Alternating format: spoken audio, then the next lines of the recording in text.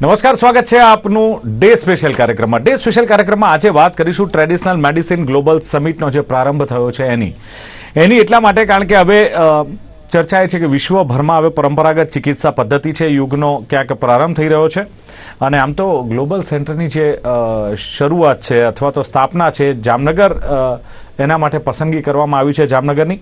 અને ભારતીય પારંપરિક ચિકિત્સા આરોગ્ય જે રક્ષા ક્ષેત્રે એટલે આરોગ્ય ક્ષેત્રે હવે ક્યાંક રાહબર બની રહેશે એમ પણ સીએમ ભૂપેન્દ્રભાઈ પટેલે કહ્યું. કેન્દ્રીય આયુષ મંત્રી સર્બાનંદ સોનોવાલે પણ ત્યાં ઉપસ્થિત રહ્યા. તેમણે પણ કહ્યું કે હવે પરંપરાગત જે દવાઓ છે એમને એક નવી ઓળખ મળી છે. અને સાથે વિશ્વના દેશોના આરોગ્ય પ્રધાન ઉપસ્થિત, કેન્દ્રીય મંત્રી મનસુખભાઈ માંડવિયા સહિત જે અલગ અલગ દેશોના જે આરોગ્ય સાથે સંકળાયેલા અધિકારીઓ છે તે પણ ઉપસ્થિત રહ્યા. WHO વડા ડોક્ટર ટેડ્રોસ અધનોમ ગ્રેબિયસસ પણ ઉપસ્થિત રહ્યા. અને વડાપ્રધાન નરેન્દ્ર મોદીએ 2022માં જ્યારે ભારતીય ચિકિત્સા પદ્ધતિની વાત કરી હતી ત્યારે કહ્યું હતું કે ભારતીય ચિકિત્સા પદ્ધતિઓના આયુર્વેદ જ્ઞાનની સમૃદ્ધ એક વિરાસત છે જે હવે ગ્લોબલ બનવા જઈ રહી છે. અને દેશની તમામ એમ્સ હોસ્પિટલો છે એમાં પરંપરાગત દવાઓનો એક અલગ જ હવે વિભાગ સ્થાપવામાં આવશે તેવી પણ ચર્ચા છે. બીજું કે આ થીમની જો વાત કરીએ તો થીમ છે તમામ માટે સ્વાસ્થ્ય અને સુખાકારી તરફ. લગભગ જે ચર્ચા છે કે 40% ફાર્માસ્યુટિકલ ઉત્પાદનો કુદરતી ઉત્પાદનો ધરાવે છે એની પર આધાર રાખે છે. અને 170 સભ્ય દેશો છે એમણે ટ્રેડિશનલ મેડિસિનના ઉપયોગ અંગે WHOને જાણ કરી છે. તેઓ આ ટ્રેડિશનલ મેડિસિન અપનાવે છે તેવી પણ વાત કરી છે. અને એક દાવો એ પણ છે કે વિશ્વભરમાં લગભગ 80% લોકો આ પારંપરિક ચિકિત્સા પદ્ધતિ અપનાવે છે. શું થઈ શકે, કયો બદલાવ આવી શકે આરોગ્ય ક્ષેત્રે અને કયા પ્રમાણે આ ટ્રેડિશનલ મેડિસિનનું આગળનું ભવિષ્ય છે, આ ચર્ચા કરવી છે ડે સ્પેશિયલ કાર્યક્રમમાં. મારી સાથે જોડાયા છે સિનિયર ફિઝિશિયન ડોક્ટર વસંત પટેલ મારી સાથે જોડાયા છે. વસંતભાઈ, સ્વાગત છે આપનું. અને સાથે જ આયુર્વેદ ફિઝિશિયન એવા વૈદ રાજેશ ઠક્કર મારી સાથે છે. રાજેશભાઈ, આપનું પણ સ્વાગત છે.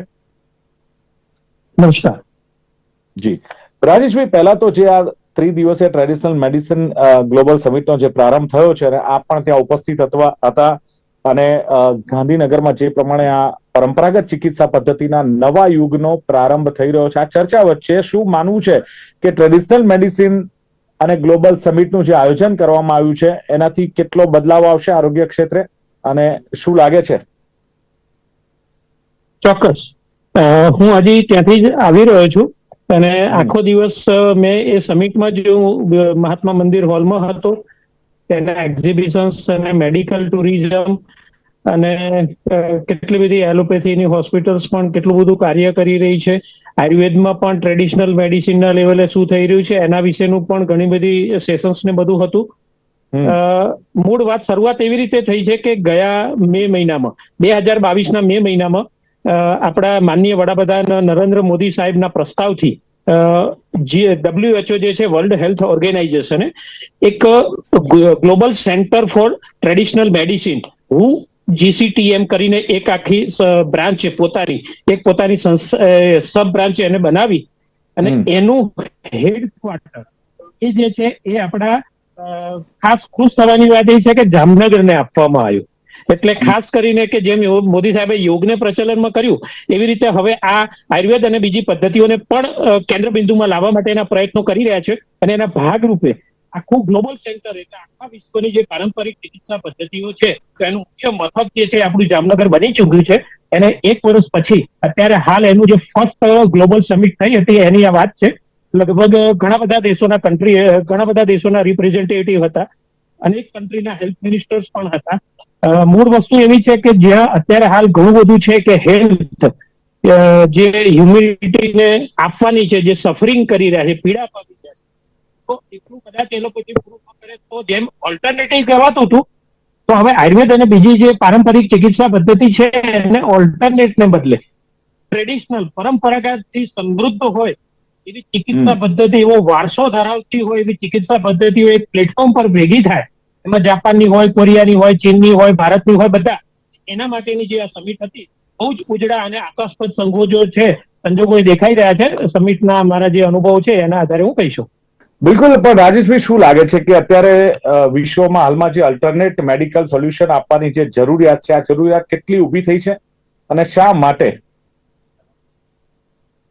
હા, હવે બીજી એક વસ્તુ, અહીંયા પ્લેનરી સેશન્સ હતા ને બધા, એમાં WHO ના જે ડાયરેક્ટર જનરલ હતા ડોક્ટર ટેડ્રોસ ને એ પણ હતા. બધાની મૂળ વાતમાં એવું આવ્યું છે કે હવે આને જે પરસેપ્શન જે વર્લ્ડમાં બદલાવાનું છે, તો એ ઓલ્ટરનેટ નથી કે એક ચિકિત્સા પદ્ધતિ નિષ્ફળ જાય ત્યારે અથવા કોઈ જવાબ ન હોય ત્યારે એવી રીતે નહીં, પણ પેરેલલ તરીકે એ કોઈ પણ ડિઝીઝ હોય તો એને સેન્ટ્રલ ફોર્સમાં મેઇન સ્ટ્રીમ થેરાપી તરીકે લાવવા માટે, એટલે એમાં સૌથી વધારે શિરમોર જે છે એ આયુર્વેદ છે. આખા વર્લ્ડમાં આપણો જે એવિડન્સ બોલી રહ્યા છે, આપણી ચરક સંહિતા, આપણી સુશ્રુત સંહિતા, વાઘભટ્ટ, અષ્ટાંગ હૃદય વગેરે, એની અંદર જે નોલેજ છે એને એક્સપ્લોર વર્લ્ડ લેવલે કરવા માટે શું કરવાનું, તો ચાઇના પણ છે, જાપાનની પાસે પણ પોતાનો સમૃદ્ધ વારસો છે. તો એ બધા વારસા આવે અને જેવા પણ માણસો પીડાઈ રહ્યા છે, અનેક એવા રોગો છે કે જેનો કોઈ જવાબ નથી મળી રહ્યો, તો એને એક પેરેલલ ચિકિત્સા પદ્ધતિ તરીકે સ્થાપિત કરવા માટે શું કરવું જોઈએ, એને પોલિસીઓ બનાવવાની છે. અને 2028માં જયારે કાર્યરત થઈ જશે ને, તો પછી તો બધા ઓફિશિયલ રજીસ્ટ્રેશન થશે, ઓફિશિયલ બધું થવાનું છે. પણ એ પોલિસી બનાવવા માટે આજના દિવસ આ 3 દિવસની આ સમિટ છે એ મોટા પરિવર્તન રૂપ સાબિત થશે એવું કહી શકીએ. બિલકુલ, ડોક્ટર વસંત પટેલ જે પ્રમાણે કહ્યું ને કે એક પરિવર્તન જોવા મળી રહ્યું છે, અને ખાસ તો જે ટ્રેડિશનલ મેડિસિન જે છે મેડિસિન, એનો ગ્લોબલ સમિટનો જે પ્રારંભ થયો છે, એક બદલાવ આવવાનો છે આરોગ્ય ક્ષેત્રે, અને ખાસ આયુર્વેદ પદ્ધતિનો ગ્લોબલ બનાવવાની જયારે વાત થઈ રહી છે, ત્યારે શું લાગે છે કે ખાસ તો જે ટ્રેડિશનલ મેડિસિન છે એના જે રિસર્ચ બેઝ હોય તે કેટલું જરૂરી લાગે છે, અને બીજું કે આ રોગમાં આ જે દવાઓ છે તેનાથી ફાયદો કેટલો હોય, શું માનું પેલા રિસર્ચ બેઝ હોવું કેટલું જરૂરી છે? ચોક્કસથી દિલીપભાઈ, આદરણીય વડાપ્રધાન શ્રી મોદી સાહેબ દ્વારા જે આ ઇનિશિયેશન લીધું છે કે ભાઈ ટ્રેડિશનલ મેડિસિન અને ગ્લોબલ હબ જામનગરમાં આયુર્વેદિક જે આપણી મેડિકલ કોલેજ છે એને બનાવ્યું છે, એ ખૂબ જ એક ભારત માટે એક ગૌરવ લેવા જેવી વાત છે. કારણ કે ભારતની જે આપણી ચિકિત્સા પદ્ધતિ છે એ આપણી આયુર્વેદિક પર આધારિત છે, ચરક સંહિતા ને બધું. પરંતુ સમયાંતર અને કાળક્રમે આપણે એ ચરક સંહિતા અને આયુર્વેદિક જે પદ્ધતિ છે એને એવિડન્સ બેઝ ના કરી શક્યા, અથવા તો ખૂબ ઓછી માત્રામાં આપણે એને એવિડન્સ બેઝ મેડિસિન કરી. એટલે અને સાથે સાથે જે એનું નોલેજ છે એ જે તે વૈદરાજો હતા કે જે લોકો એના જાણકાર હતા આ ટ્રેડિશનલ મેડિસિનના, એ લોકોની સાથે દરબાઈ ગયું કે એ લોકો ગયા ને એમનું જ્ઞાન એમની સાથે લેતા ગયા. જ્યારે પૂર્વના દેશમાં વસ્તુ આખી અલગ થઈ કે એ લોકો એવિડન્સ બેઝ મોડર્ન મેડિસિન તરફ આગળ વધ્યા છે. મૂળતઃ તો જે ઇન્ગ્રેડિયન્ટ હોય છે મેડિસિનનું, એલોપેથિક હોય કે આયુર્વેદિક હોય, પણ એલોપેથીમાં એનું પ્યોર એક્સ્ટ્રેક્ટ ફૂલ કોન્સન્ટ્રેશન સાથે આપવામાં આવતું હોય છે અને આમાં રો ફોર્મમાં આવતું હોય છે મારી દ્રષ્ટિએ. પણ એના પુરાવા છે તો ખરા, જે પુરાના જે ગ્રંથો છે જે આપણા ઋષિ મુનિઓએ લખ્યા છે આયુર્વેદ ગ્રંથો, એ આપણે એને નહીં કહીએ પુરાવા કે ડોક્યુમેન્ટ્સ કે? હું દિલીપભાઈ એ જ કહું છું, પણ એ જે પુરાવાના આધારે જે આપણી મેડિસિન, જે ટ્રેડિશનલ મેડિસિન જે આયુર્વેદા કહીએ આપણે, એનો જે પ્રચાર પ્રસાર વિશ્વભરમાં થવો જોઈએ એ પ્રમાણમાં થયો નથી.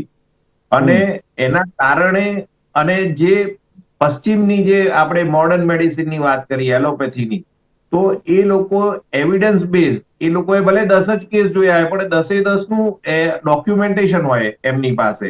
હું તમને સીધો ડિફરન્સ બતાવી દઉં તો આપણે એક ડોક્ટર આયુર્વેદિક હોય, હોમિયોપેથિક હોય કે એલોપેથિક હોય, એની ઓપીડીમાં 100 પેશન્ટ જોતા હશે, પણ એની પાસે ડેટા 10 પેશન્ટના પણ પૂરતા, જે ડિટેલ ડેટાની વાત કરું છું, નહીં હોય. આ યુરોપિયન કન્ટ્રી ને અમેરિકન કન્ટ્રીઝમાં એવું છે કે તમે એક પેશન્ટ જોશો તો એનું આખી જ ડિટેલ હિસ્ટ્રી અને ડેટા એ લોકો પાસે સેવ હોય છે, અને આ ટ્રેડિશન એ લોકોએ વર્ષોથી રાખી છે. અને એના આધારે એ એમની જે પદ્ધતિ છે એ સમગ્ર વિશ્વમાં પ્રસરી ગઈ છે. હવે જે ટ્રેડિશનલ મેડિસિનનું જે આ સમિટ થઈ રહ્યું છે એ ખૂબ જ મારી દ્રષ્ટિએ આવનારા સમયમાં ખૂબ સારી પ્રશંસાને પાત્ર પણ બનશે અને ક્યાંક કોઈ લેવલે સક્સેસફુલ પણ થશે. કારણ એક છે એનું કે જે traditional medicine versus modern medicine. Modern મેડિસિનમાં જે લોકો રૂટીન કે ભાઈ ચલો ફ્લુ થયો છે, શરદી ખાંસી તાવ ફ્લુ છે, તો એની વેક્સિન પણ અવેલેબલ છે. એ કયા વાયરસથી થાય છે એ પણ ડિટેક્ટ થયેલું છે. દાખલા તરીકે કોરોના, તો કોરોનાનો વાયરસ પણ ડિટેક્ટ કર્યો મોડર્ન મેડિસિને અને એની વેક્સિન પણ બનાવીને એની ટ્રીટમેન્ટ પણ થઈ. એવું જ્યારે ટ્રેડિશનલ મેડિસિનમાં રિસર્ચ અને એવિડન્સ બેઝ થશે ત્યારે મારી દ્રષ્ટિએ ચોક્કસ એનું ઇમ્પોર્ટન્સ પણ વધશે. અત્યારે એ પ્રકારના લોકો ટ્રેડિશનલ મેડિસિન ઉપર જતા હોય છે કે જે લોકોને એલોપેથીમાં સેટિસ્ફેક્શન નથી થતું. નંબર 1, એલોપેથીથી એ લોકોની રિકવરી નથી થતી અને જે ક્રોનિક ડિઝીઝ છે આ પ્રકારના લોકો, અને છેલ્લા અમુક જે વર્ગ એવો છે કે ભાઈ એ લોકો ફક્ત ને ફક્ત કંઈ પણ થાય તો એ લોકો આયુર્વેદિક મેડિસિન સિવાય બીજું કશું લેવાનું સ્વીકારતા નથી. આવો ખૂબ નાનો વર્ગ છે પણ છે ખરા સમાજમાં. એટલે ટ્રેડિશનલ મેડિસિનને આપણે એવિડન્સ બેઝ કરીને સ્થાપિત કરીશું તો ચોક્કસ એનો લાભ આવનારા સમયમાં થશે.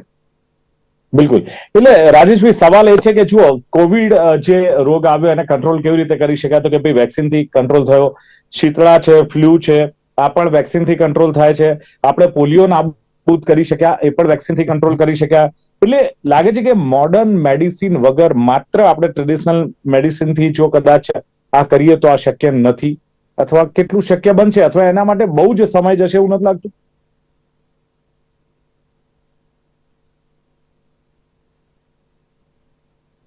રાજેશભાઈ?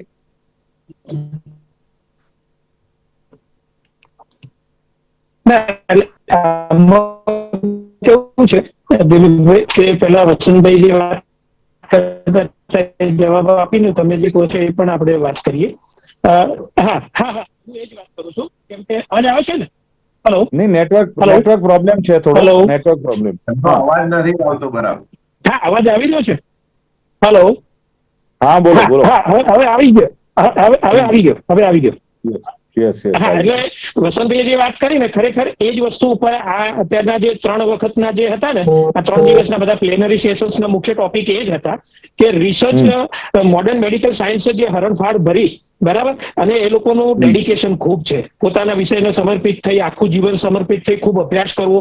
તો એ જ બાબતમાં કે જ્યાં લૂપ હોલ્સ છે, જ્યાં ખૂટે છે, ત્યાં ટ્રેડિશનલ મેડિસિને શું પરિવર્તન કરવાનું છે.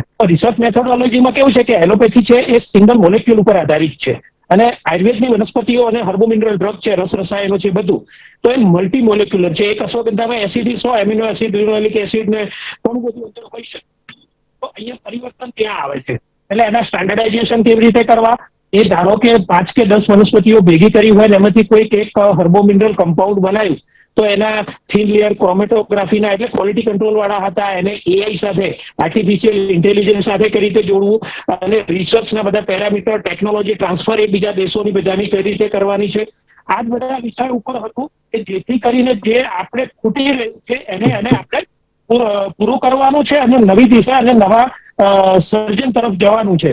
મુખ્ય આ બધા વિષયો છે. હું પોતે પણ કહી શકું કે મેં પણ લગભગ મારી પાસે ક્રિટિકલ કેર એવિડન્સ ના હોય, જેમ વસંતભાઈએ કીધું એવી રીતે 6000 પેશન્ટનો મારી પાસે ડેટા છે. કોવિડના 800 પેશન્ટનો મારી પાસે ડેટા છે. અને એવિડન્સ સાથે કહી શકાય કે એક પર્સનલ એની હિસ્ટ્રી, અને પેથોલોજીકલ, રેડિયોલોજીકલ, ઇમેજિકલ હોય, મેગ્નેટિક રેઝોનન્સના હોય, ફોટોગ્રાફિકલ, વિડીયોગ્રાફિકલ, બધા હું કહી શકું કે હા, આવી રીતે આ થયું છે. એવું નવું પરિવર્તન આવી રહ્યું છે અને આ દિશામાં કદમ માંડવાના છે. અને એ જ મુખ્ય વસ્તુ છે. રહી વાત કોરોનાની, તો કોરોના વેક્સિનથી એ થયું છે એવું નથી. એ કદાચ એ પહેલા જ કોરોના સબસાઇડ થઈ શક્યો હતો અને બધાના 84%માં જે કહેવાય કે હર્ડ ઇમ્યુનિટી આવી ગઈ. કોરોનાના કારણે 11 થી 18, 15, 20 વર્ષના કેટલા બાળકોને કદાચ એટેક આવી રહ્યો છે, એ સ્વીકારવામાં નથી આવી રહ્યો. કદાચ એ એવિડન્સ થશે, એનો સમય થશે તો એ આવશે પણ ખરું. તો એવી રીતે આયુર્વેદથી પણ ઘણું બધું પરિવર્તન આવ્યું છે અને ઘણું બધું ડોક્યુમેન્ટેડ થયું છે. એટલે હવે એને કયા પેરામીટર સેટ કરવા, એને સ્ટાન્ડર્ડાઇઝ કઈ રીતે કરવું, એના ઉપર જ બધા ડિસ્કશન અને નવા પેરામીટરો બનાવવા, પોલિસી બનાવી છે. એ પોલિસી બનાવવા માટે હવે પછી આપણે વિશ્વને શું આપી શકીએ, આપણે કેટલા સમૃદ્ધ હતા, એ ફરીથી આપણે પાછા એ જ દિશા તરફ ગતિ કરવી છે, તો એ માટેના પ્રયાસો છે.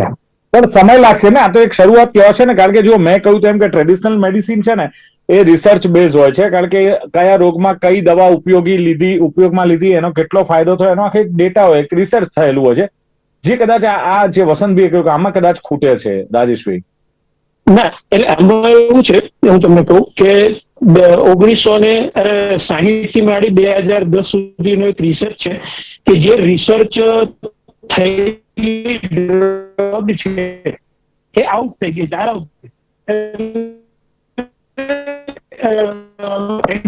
નેટવર્ક પ્રોબ્લેમ આવે છે થોડો. બીજી pain killer severe side effect થઈને 58. હા, આવે છે અવાજ? નેટવર્ક પ્રોબ્લેમ થોડો આવે એટલે આપનો અવાજ કપાઈને આવે છે. આવું કટ થાય છે. હવે આવે છે અવાજ? હા, પણ અવાજ કપાઈને આવે છે, કટ થઈને આવે છે. હા, હવે આવે છે હવે? બોલો. હા, એટલે એ કેવું છે કે એ પરિવર્તન થવાનું છે. મૂળ વસ્તુ એવી છે કે એ 58% ડ્રગ આઉટ થઈ ગઈ છે, બરાબર છે. તો એ રિસર્ચ થયેલી ડ્રગ પણ જો 25 વર્ષે 15 વર્ષે પાછી ખેંચવી પડતી હોય તો ત્યાં પણ કોઈ ખામીઓ છે, અને ટ્રેડિશનલ મેડિસિન પાસે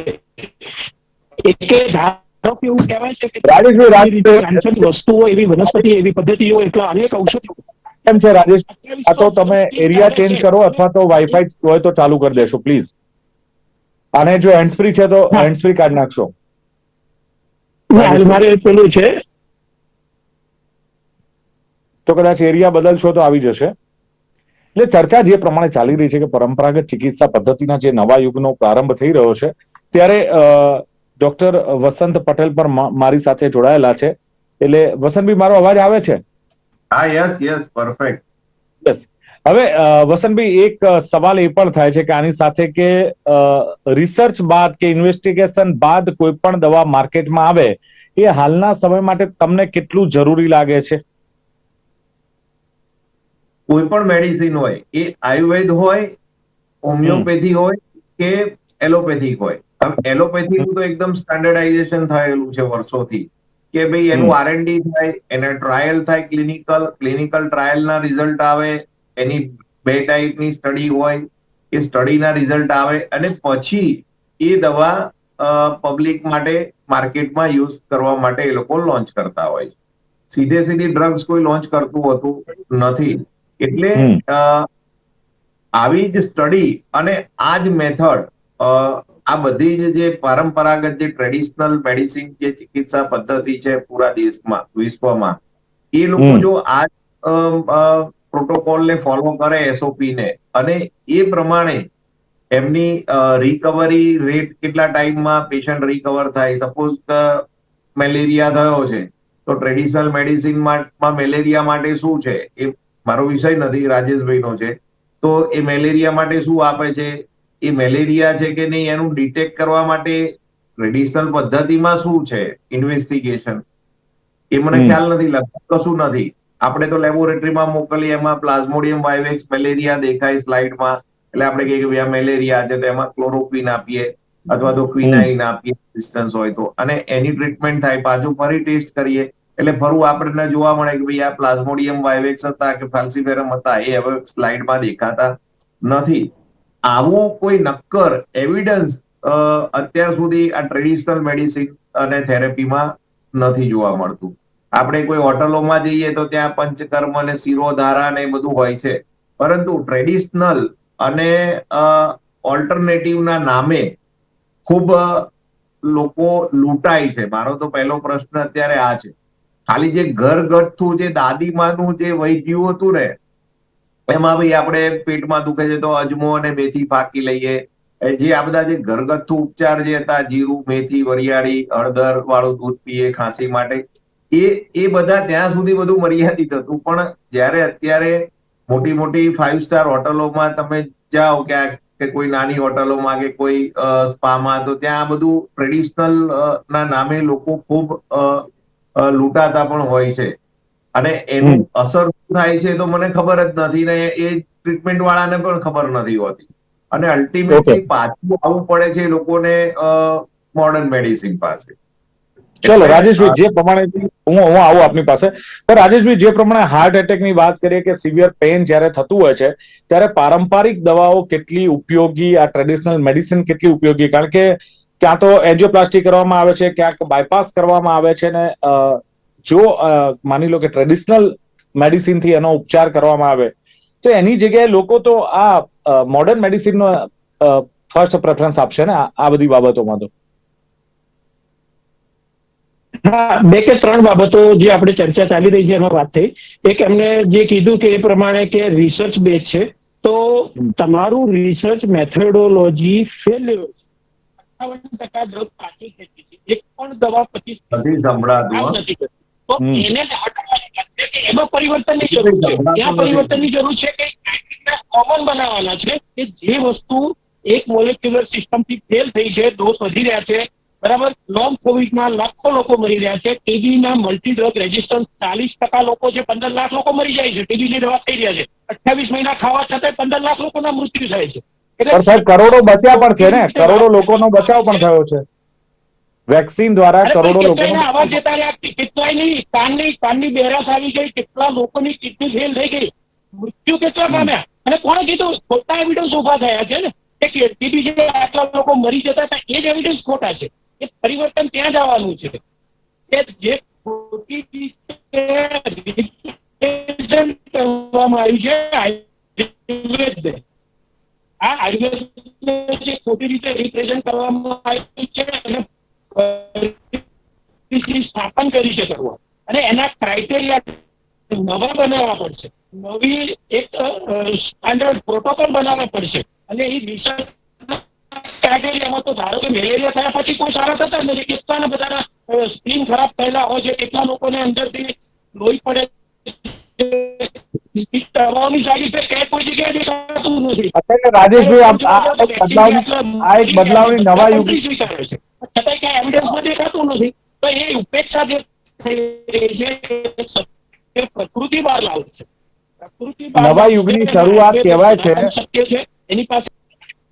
હા, કવરેજ નથી આવી રહ્યું. હા, થોડુંક પ્રોબ્લેમ છે નેટવર્કમાં ઘણો બધો, પણ આ નવા યુગની શરૂઆત છે એટલે ખરેખર આ શરૂઆત એટલે પાપા પગલી કહી શકાય કે ઘણું બધું આગળ વધી ગયા છીએ આપણે. ઘણું બધું આગળ વધી ગયા છે. એક જ ભાષામાં કહું તો 200 એલોપેથીના ડોક્ટર્સ મારા પેશન્ટ તરીકે છે, 27 ગાયનેક છે, 6 કાર્ડિયોલોજી છે, 17 રેડિયોલોજી છે. આખી ચિકિત્સા પદ્ધતિ એમના રોગોથી કંટાળી ગયા છે, જીવી શકે એવું નથી. એ મારા ત્યાં રાજેશભાઈ, નેટવર્ક પ્રોબ્લેમ, અવાજ આવતો નથી આપનો પ્રોપર. આખરે સમયની પણ મર્યાદા છે. ઓકે વસંતભાઈ, એક સવાલ એ છે વસંતભાઈ કે 40% ફાર્માસ્યુટિકલ ઉત્પાદનો કુદરતી ઉત્પાદન પર ડિપેન્ડન્ટ છે અને વિશ્વભરના 80% લોકો આ પારંપરિક ચિકિત્સા પદ્ધતિ અપનાવી રહ્યા છે, આવા રિપોર્ટ પણ આવી રહ્યા છે. હા, પણ મેં એ જ કહ્યું કે અહીંયા આપણે કોઈ ટ્રેડિશનલ થેરેપીનું ખંડન કરવા કે એલોપેથિકનું ખંડન કરવા માટે ભેગા નથી થયા. આ જે ગુજરાતમાં ગ્લોબલ સમિટ છે એ ખૂબ જ ઉમદા વિચાર સાથે કરવામાં આવી રહી છે, અને જ્યારે WHO પણ ઇન્ટરેસ્ટ લે છે તો મારી દ્રષ્ટિએ જે પણ લોકો ટ્રેડિશનલ મેડિસિનમાં પ્રેક્ટિસ કરતા હોય એને કઈ એલોપેથિકનું ખોદકામ કરવું એવું કઈ જરૂરી નથી, પણ સાથે મળી ટ્રેડિશનલ થેરેપીમાં લોકો શું યોગદાન આપી અને શું ડેવલપ કરી શકે છે, અને પ્રજાને જેમ અત્યારે તમે જોશો કે આખા ભારત દેશમાં આયુષ્માન કાર્ડ, PMJ યોજના અને પ્રધાનમંત્રી જન ઔષધિ કેન્દ્ર, તો એમાં ક્યાંય આયુર્વેદિક ક્યાંય એક પણ જગ્યાએ મને ક્યાંય દેખાતું નથી. પ્યોરલી એલોપેથિક જે પ્રેક્ટિસ છે એનું જ ઇમ્પ્લિમેન્ટેશન આ જે પ્રધાનમંત્રી જન ઔષધિ કેન્દ્ર છે, મેડિસિન બધી એ જ મળે છે અને ટ્રીટમેન્ટ પણ એલોપેથિક થાય છે. એટલે મારી દ્રષ્ટિએ જો આ સારું હોય અને એવિડન્સ બેઝ હોય તો સરકારશ્રીને મનસુખભાઈ માંડવિયા સાહેબનું જે આ ઇનિશિયેશન છે ગ્લોબલ સમિટનું, તો આના પછી દિલ્હી જઈને સાહેબે ને પ્રધાનમંત્રી સાહેબે વિચાર કરી જે PMJ યોજના છે એમાં પણ એના ટ્રેડિશનલ મેડિસિન ને ઇન્વોલ્વ એડ કરવી જોઈએ. મારું એવું પર્સનલી ચલો બિલકુલ બિલકુલ, સમયની મર્યાદા છે. ડોક્ટર વસંત પટેલ, વૈદ્ય રાજેશ ઠક્કર. દિલીપભાઈ, એક જ છેલ્લી વાત. એની સ્વીકૃતિ થઈ ચૂકી છે, પરિવર્તન આવી રહ્યું છે, દરેક એમ્સમાં આયુષ વિભાગ શરૂ થશે અને આ પરિવર્તનની શરૂઆત થઈ ચૂકી છે, પોલિસી પણ ડિસાઇડ થઈ ચૂકી છે. ચલો બિલકુલ, એક પરિવર્તનની શરૂઆત થઈ છે, પોલિસી પણ ડિસાઇડ થઈ ચૂકી છે, પરંતુ જે વસંતભાઈએ કહ્યું એમ કે એવિડન્સ બેઝ નથી કરી શક્યા. પણ ક્યાંક જે યોગ બાદ હવે જ્યારે આયુર્વેદની વાત આવે છે અને આ પદ્ધતિને ગ્લોબલ બનાવવાની વાત આવે છે ને એમાં જામનગર હબ હોય, ગુજરાત માટે અને ભારત માટે બહુ ગર્વની વાત છે. કારણ કે 80% લોકો જ્યારે આ પારંપરિક ચિકિત્સા પદ્ધતિ અપનાવી રહ્યા છે અને લગભગ 40 ફાર્માસ્યુટિકલ ઉત્પાદનો પણ કુદરતી ઉત્પાદન ધરાવે છે. એક અપેક્ષા રાખીએ કે મોડર્ન મેડિસિન અને જે આ પ્રાચીન જે ચિકિત્સા પદ્ધતિ છે એ બંને, ટ્રેડિશનલ મેડિસિન, આ બંને સાથે મળીને આરોગ્ય ક્ષેત્રમાં વિકાસ લાવે, એક નવો બદલાવ લાવે અને એમાં ભારત અવ્વલ બને, એ જ આપણે તો અપેક્ષા રાખીએ. ચર્ચાનું સમાપન કરીએ છીએ અને ચર્ચામાં ભાગ લેવા બદલ ડોક્ટર વસંત પટેલ અને વૈદ્ય રાજેશ ઠક્કર બંને ઉપસ્થિત રહ્યા. ખૂબ ખૂબ આભાર. Thank you. તો દર્શક મિત્રો, ડે સ્પેશિયલ કાર્યક્રમમાં હતી આજની ચર્ચા કે પરંપરાગત ચિકિત્સા પદ્ધતિઓના યુગનો પ્રારંભ થયો છે. ફરી મળીશું એક નવા દિવસ સાથે, નવી ચર્ચા સાથે. આપ જોતા રહો ગુજરાત ન્યૂઝ. નમસ્કાર.